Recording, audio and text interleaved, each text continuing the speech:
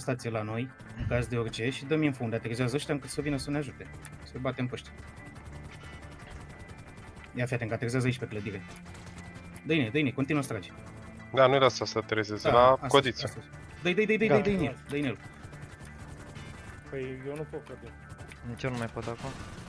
Ridică-te. Au, au, au, au. Bă, Mamă. coaie, ce pula mea fac ăștia, mane? Jefuitori? Da, ne batem cu ei pe LS.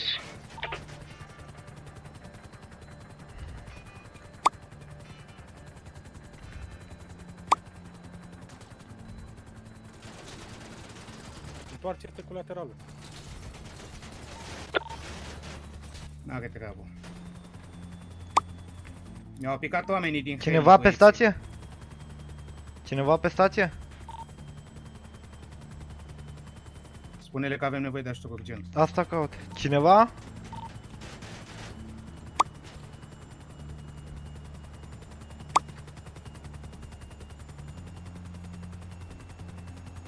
Noi o să ne prăbușim dacă continuă băieții să tragă în halul ăsta. Da.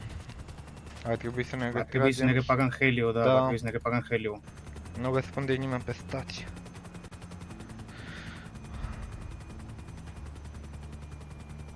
Ne prăbușim cu aia. Hai.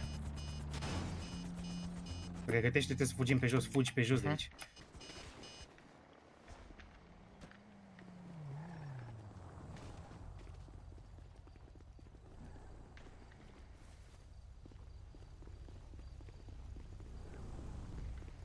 Au picat 2 oameni. Ba, pula, Nic, au venit 4 într-un heli. Puteți să ne duceți până repede la un garaj. Haide, urcă-te. Urcă-te și tu în mașina cealaltă.